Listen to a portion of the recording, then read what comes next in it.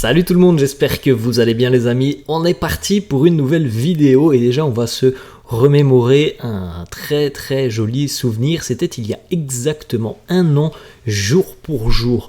La magnifique victoire et l'écrasante victoire du Real du côté d'Anfield à Liverpool. C'était il y a un an, vous vous souvenez de cette rencontre où Liverpool menait très rapidement d'ailleurs 2-0 avant que le Real ne se réveille et au final que les Merengues s'imposent 5-2 du côté d'Anfield.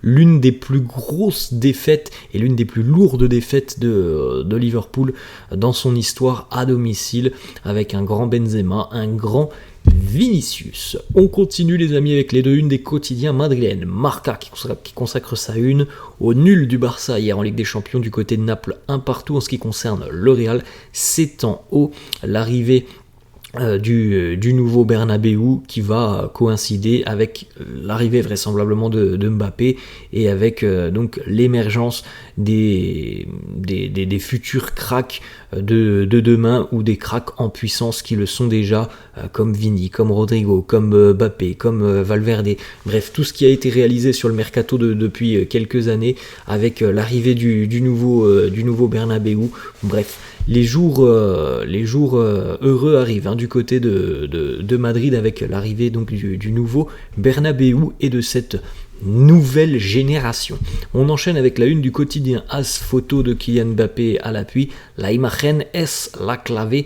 L'image est la clé, vous l'avez compris. Alors le contrat de Mbappé semble être en train de se finaliser et ce qui à l'heure actuelle pose problème. Alors on va dire plutôt ce qui est discuté à l'heure actuelle entre le Real et Mbappé, c'est surtout cette question des droits d'image, de l'utilisation des droits d'image de Kylian Mbappé, et c'est visiblement à l'heure actuelle le point clé de cette signature de contrat. On continue les amis avec des petites photos, la séance d'entraînement de la veille, c'était reprise d'entraînement, il y avait eu 2 jours off, lundi et mardi sans entraînement, reprise hier, préparation du match face à Séville ce week-end. Alors évidemment il y aura des absents ce week-end, il y avait des absents aussi sur cette séance d'entraînement hier.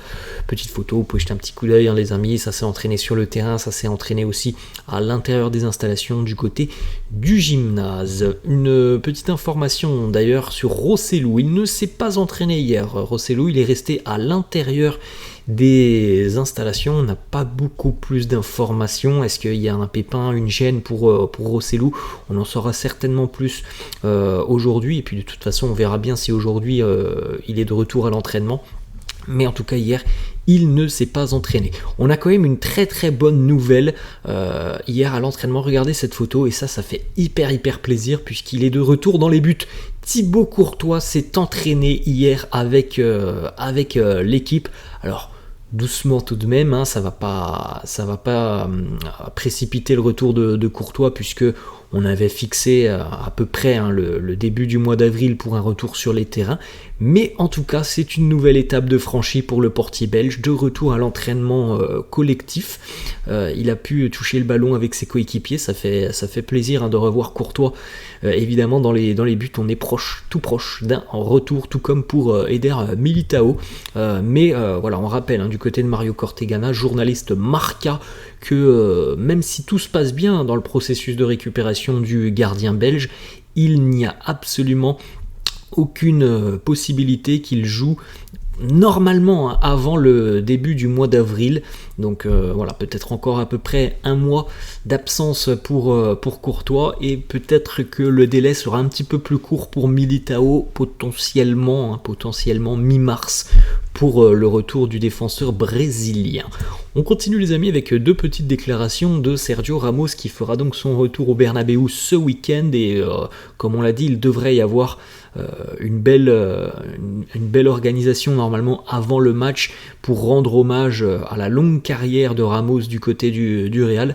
Bref, on verra tout ça dimanche, je pense qu'il y aura vraiment de belles choses, que ça sera assez émouvant. Sergio Ramos nous a dit si je marque contre le Real, je ne vais pas célébrer mon but. Bon, je pense que c'est bien normal parce que ça aurait été certainement très très mal vu de la part du public madrilène si jamais évidemment il vient à marquer ce week-end, chose que l'on ne souhaite pas voir, parce que même si Séville est en difficulté, cette équipe sévillane, elle a besoin de points, elle vient le couteau entre les dents du côté du Bernabéu, et le Real doit renclencher une nouvelle dynamique positive après avoir perdu des points la semaine dernière du côté de Vallecas. Autre déclat de Ramos qui nous dit: le Real, j'en garde des merveilleux souvenirs de toutes les personnes qui travaillent là-bas, des supporters, tout le monde.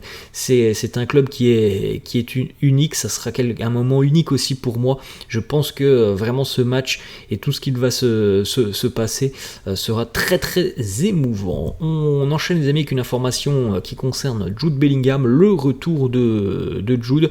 Selon Marca, Jude a une chance de jouer la semaine prochaine face au FC Valence.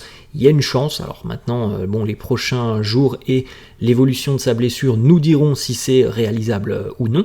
Et on rappelle que l'objectif qui avait été fixé, c'était retour début mars pour le 8e de finale retour de Ligue des Champions face au RB Leipzig. Ensuite, on a une autre information qui concerne 2 joueurs qui sont suspendus pour la réception de Séville ce week-end, à savoir Dani Carvajal et Eduardo Camavinga. Le Real avait fait appel de cette suspension. Bon, le délibéré est tombé hier, l'appel a été rejeté, donc Carvajal et Camavinga sont officiellement forfaits.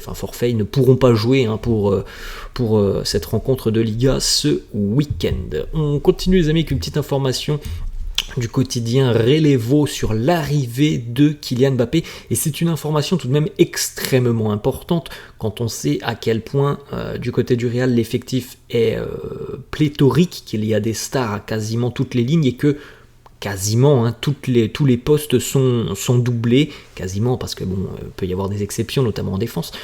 Bref, offensivement, il y a quand même beaucoup de qualité, et Relevo annonce que le Real ne vendra aucune star cet été. Vinicius, Rodrigo et les autres sont intouchables. Florentino espère que Ancelotti arrivera à trouver la bonne formule pour exploiter pleinement le 11 l'année prochaine.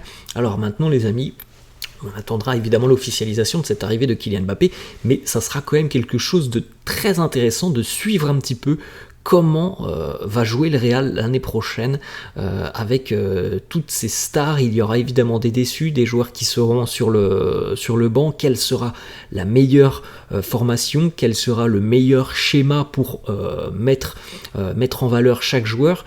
Ça, c'est une question, ce sont des questions vraiment très intéressantes et très importantes que Carlo devra se poser et devra d'ailleurs aussi trouver les solutions pour pouvoir mettre chaque joueur dans de bonnes dispositions.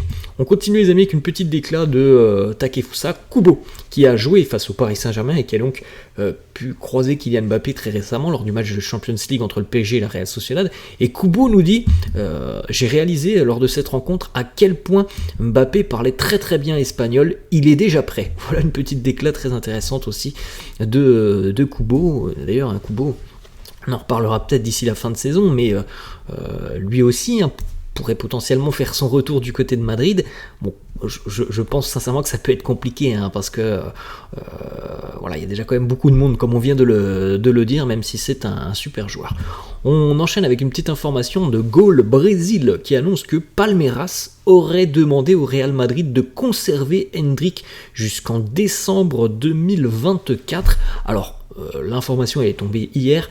À peine 2 heures après que l'information soit tombée, on a Fabrizio Romano qui a sorti donc une autre information en disant que c'était absolument impossible que Endrick sera au Real lors de ses 18 ans, qu'il n'y aura certainement pas de prolongation de prêt d'Endrick du côté de Palmeiras. Il sera à Madrid cet été. Donc voilà, on vient d'en parler. Il va falloir aussi rajouter Endrick, comment il sera géré? Qu'est-ce que l'on va faire de lui? Est-ce qu'il va aller un petit peu avec la Castilla? Franchement, de par le bruit qu'a fait ce transfert d'Endrick, de par l'engouement qu'il y a depuis 1 an et demi, est-ce qu'on peut penser que Endrick va aller avec la Castilla? Moi, j'ai beaucoup de mal à croire qu'Endrick vient pour être avec la Castilla. Donc, Endrick, Mbappé, Vinicius, Rodrigo, Brahim, Bellingham, bref, ça fait quand même énormément de monde et il va falloir trouver la bonne formule pour Carlo Ancelotti.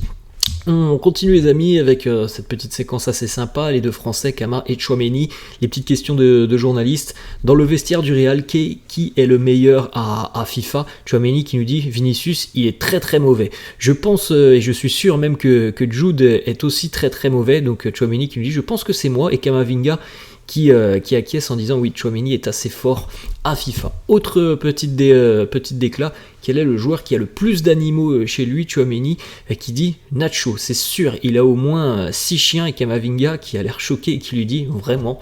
On poursuit les amis avec une petite information qui concerne Fede Valverde, nominé parmi les joueurs du mois de la Liga.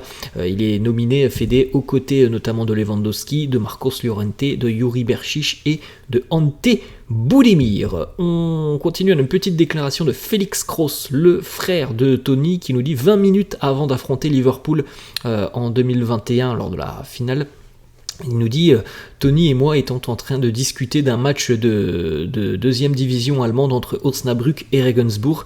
Il n'est jamais nerveux, Tony, il est toujours très très calme. Tu peux l'appeler 5 minutes avant une finale de Coupe du Monde et tu auras une discussion tout à fait normale avec lui.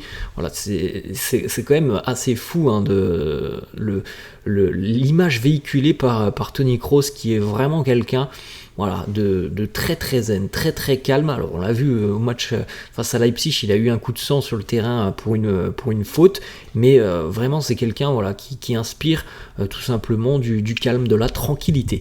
On termine les amis avec une petite information qui concerne un journaliste turc, Bostep, qui nous dit ce serait une très très bonne alternative pour Arda Güler de quitter le Real cet été. Vous voyez, tout à l'heure je vous ai cité beaucoup de noms, et tellement il y a de noms, j'en ai même oublié Arda. Voilà, il y a des postes qui sont quasiment doublés, et ce journaliste turc nous dit que ce serait une bonne idée pour lui de trouver une équipe en Liga sous la forme d'un prêt pour revenir plus fort. Je pense qu'il pourrait accepter ce challenge, qui sait. Il faut qu'il joue évidemment plus de minutes, il faut qu'il joue au moins 45 minutes, ce qu'il a fait uniquement une fois cette saison face à Arandina. Voilà, c'est peut-être l'idée. On sait que Carlo nous martèle hein, que Arda sera important pour l'avenir. Est-ce qu'il sera important pour l'avenir à long terme ou à court terme? C'est une question que l'on peut se poser. Voilà les amis, la fin de cette vidéo. J'espère que ça vous a plu. N'hésitez pas comme d'hab à lâcher un petit pouce bleu. N'hésitez pas non plus à vous abonner à la chaîne. Je vous laisse et je vous dis à la prochaine. Ciao.